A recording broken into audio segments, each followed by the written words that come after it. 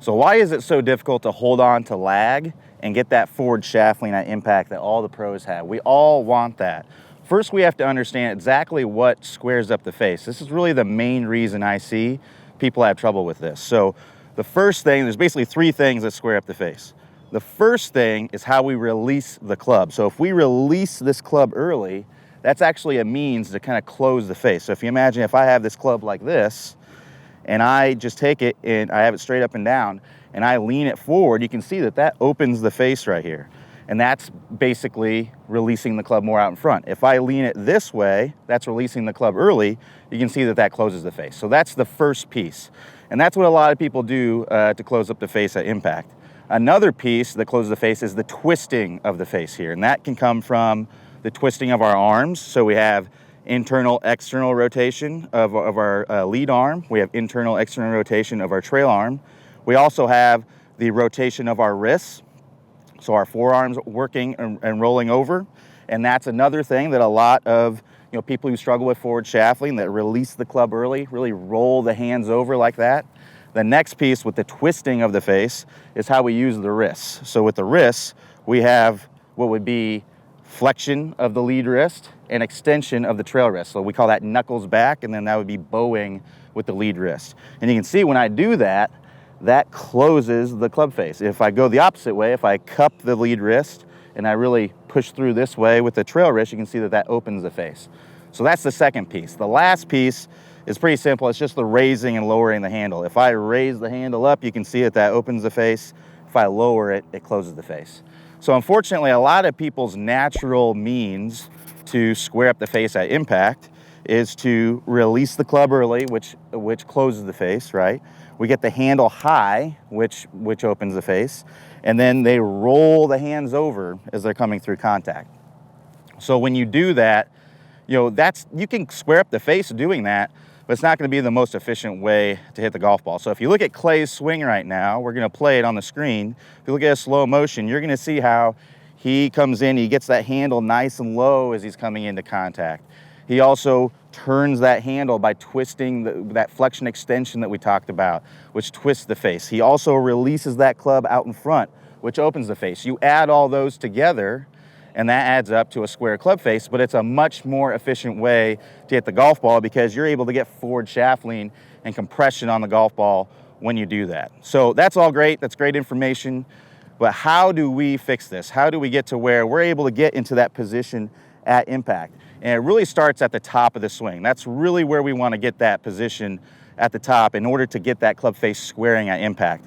If we're in a bad position at the top of the swing, it's just going to be really difficult to get that club face squaring up in the correct way at impact. So what I would recommend you do is something I would call the waiter drill. That's what I call it. And the reason for that is when you're at the top of the swing, what you want to feel like is that with your trail hand here, and I really like to focus on the trail hand because for most people, that's their dominant hand. It is the easiest one to think about. So if we go up to the top of the swing, what we want to feel like is that we're a waiter holding a tray here at the top of the swing.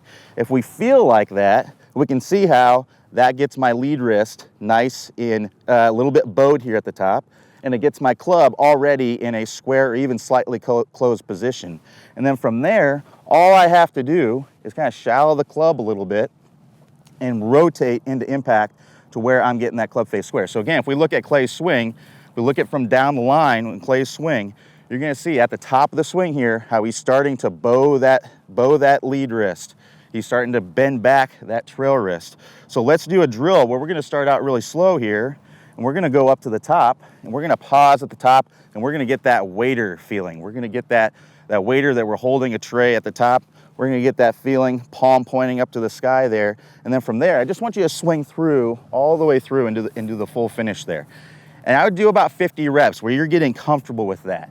Going up to the top, you're getting into that position, and then you're swinging, rotating through, getting into that good release out in front position as you come through impact. Once you start getting more comfortable with that, now let's shorten the pause. Because what the pause does is it allows you to organize your movement. You can think about it, you can organize it, but once you start getting better at it, more comfortable, you don't need as much time to organize that. You can start to shorten up that pause. So that's what I want you to do on the next 50 reps. I want you to go up to the top, and now let's just make that move at the top and make it nice and short and then swing all the way through.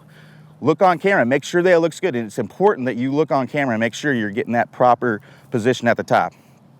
Once you start to feel comfortable with that, then you can do some fluid practice swings, nice and slow, go nice and fluid, get that proper feeling, get that working through, go nice and slow, and then I'd start to build up the speed, build up the speed, build up the speed. Once you start to feel comfortable with that, you're at full speed with it with a practice swing. Now let's add the golf ball. I'm telling you, when you add the golf ball and you get that nice forward shaft lean, you get that strong position of that trail wrist at impact, you're gonna really start compressing the ball. All right, so one piece I touched on there was the shallowing of the club, and that's one piece that you really wanna add to this to get into that pro-like impact position. If we look at Clay's swing here, you're gonna see as he's coming down, you're gonna see how he's getting that butt end of the club pointing a little bit outside the golf ball. That's what that shallowing of the club means. And that's gonna allow you to stay in your posture and rotate through impact with that good wrist conditions that we just talked about. So a really great drill that we have for this on the website, it's actually called The Move, and Clay talks about the tennis racket drill in the Move course. This is the best drill out there for getting into that proper position. It gives you just the best visual to get that club shallowing and getting that club face squaring up earlier. So if you want to check out that drill, click the iCard that's going to pop up on the screen right now, or if you don't see the iCard, just go ahead and click the description, the link in the description below. Good player problems. We're going to talk about shallowing that club shaft out as we're starting down, as we're doing this rotating of the face that we worked on in the last video. As we start this downswing, what you'll see with basically all of the top players is instead of coming kind of over the top and letting the hands come out away from their body, letting the club come out away from their body, again coming down steep into the ball and then having to open up, kind of fillet open the face and add loft to it, the flattening of the shaft should happen as soon as we start down. So as we start this downswing, what we want to have happening here,